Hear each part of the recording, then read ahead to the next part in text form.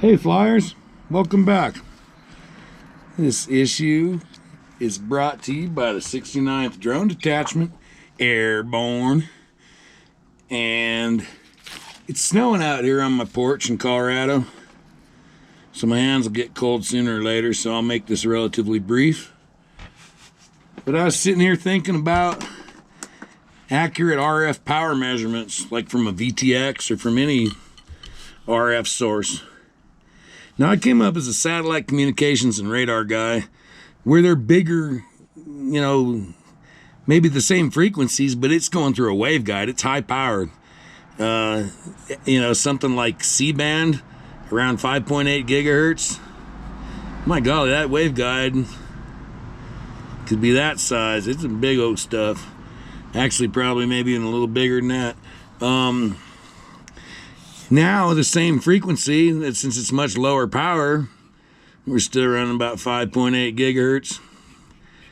Now it's going through some coax cable, little SMA, sub-miniature type A connection, going out off of VTX.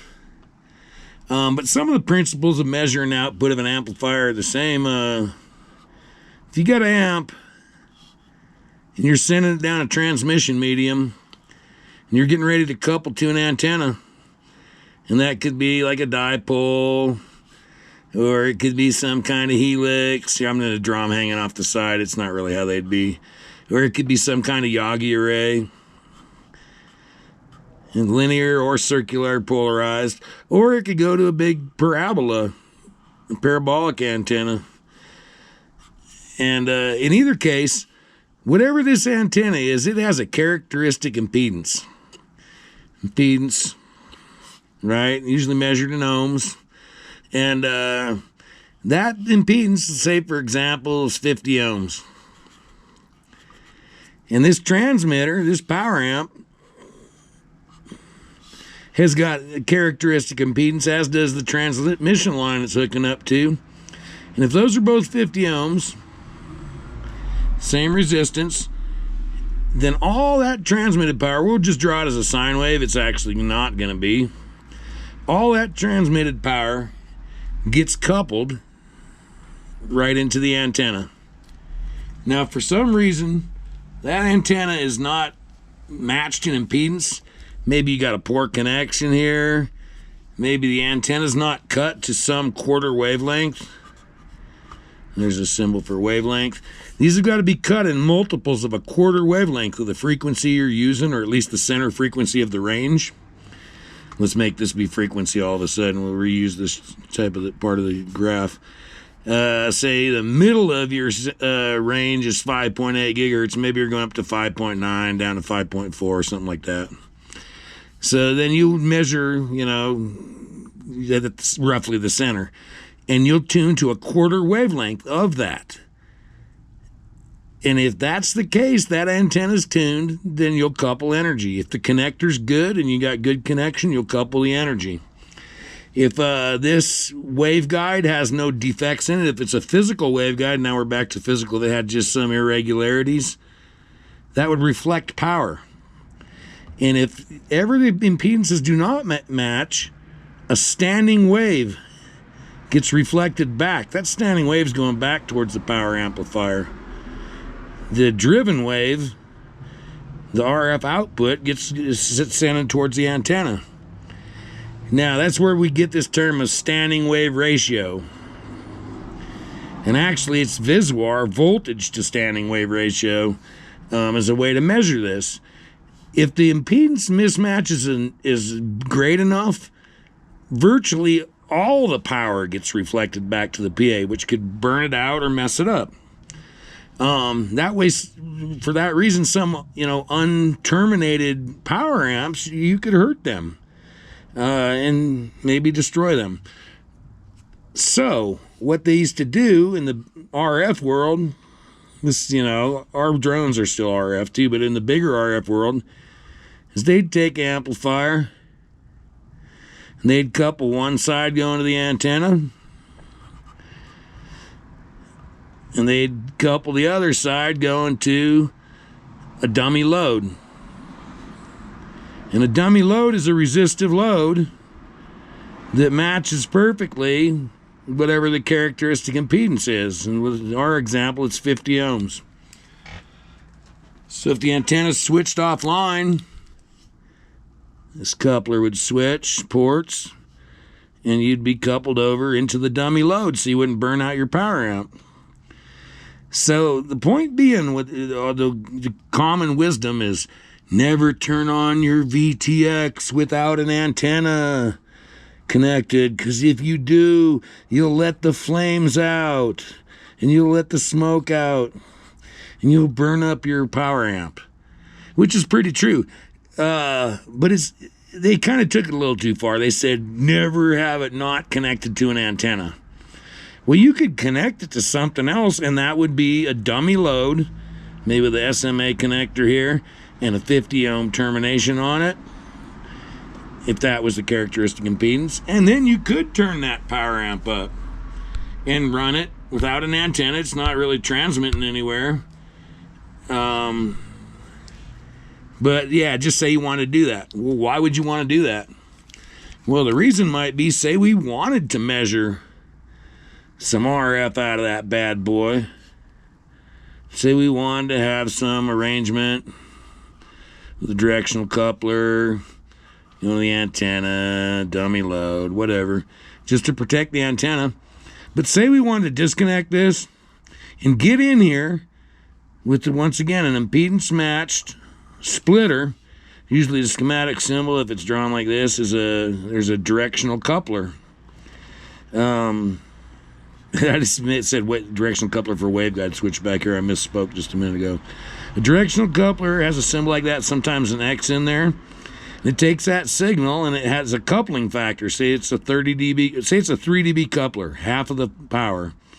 So if you're running 0 dBm up here, and you go through a 3 dB coupler, you're going to run minus 3 dBm here. Half the power, and maybe not burn out your power meter, which has a resistive head and a coupling factor. And there you are, measuring your RF power. It also has a calibrated output, test output, 1 milliwatt, say, that you can previously connect this resistive head over to the milliwatt and put in your calibration factor for the frequency you're using and make sure this is reading exactly right. Now you can have your antenna unconnected to the your power amp unconnected from the antenna. Well, in this case, if this was an inline coupler and you left it there, you'd always have a port you could measure. When you weren't using the port, you'd screw on a little SMA cap, 50 ohm termination cap, so there was nothing could reflect back in through that port. And then you'd always have a little cap, but that'd look kind of goofy if you had your little free sky thing, say for example, or something. And here's a connector and a big old coupler. Well, not big, but it looks like the SMA T-joint. And then there's it's hooked up to your antenna sticking out. That'd look too a little crazy. And why would you do it? The only reason is if you ever wanted to truly verify what the spectral shape was, spectral density, what the power and RF looked like before it hit your antenna. And the way you do that was you'd have to have your output of the VTX power amp. You'd have to temporarily connect in some kind of coupler that goes to your power meter. And you'd also have to connect a dummy load. You don't have a waveguide switch to switch between, but you'd have to have a resistive dummy load tuned to the exact right frequency, to the right impedance so that this was matched. Then you could turn your power amplifier on. The dummy load absorbs the power. If you're driving that thing hard and it's taking all the load, dummy loads tend to get hot. Often in the bigger radars and stuff, they're surrounded by little heat fins, little metal plates going around them to help dissipate the heat. Because the dummy load tends to get hot if you're driving power in it. Just like the antenna, if it didn't go into the dummy load and say we had a waveguide switch, and instead it switched us up here to the antenna, it went the other way. We went out to the antenna, instead of heat, that's running up and down, the current's running up and down the length of that antenna and coming out as an electromagnetic force, as RF, right? both an E field, electrical, and an H field, magnetic. So there you have it. So once again, to get to the chase here, because I don't want to make this video too long. Yeah, if you don't connect your antenna to your video transmitter or to any RF transmitter, basically, and you leave it unterminated, it could hurt some things. Sometimes they'll have isolators if they're more, complex transmitters or higher power. They'll have an isolator to try to do that. Sometimes they'll have one that'll sense that and send it to a dummy load. But for our little VTXs on a chip, basically, that ain't gonna happen. So yeah, you'll burn it up. But if you put it into a dummy load, you wouldn't necessarily. And if you're one of these guys like that had the influence to get access to this test equipment, Joshua Bardwell or somebody like that, or this RC radio modeling guy, and you could put this equipment together, you might have to have hardline, rigid SMA here, so you wouldn't lose too much power through this. You'd have to sweep and test this to see what the losses are through this coupler, through the SMA that you used in your test jig. You'd have to know, I lost 0.1 dB here, I lost 0.3 dBs here, I lost 0.1 dB here. And you'd have to do a little link budget and figure that all out.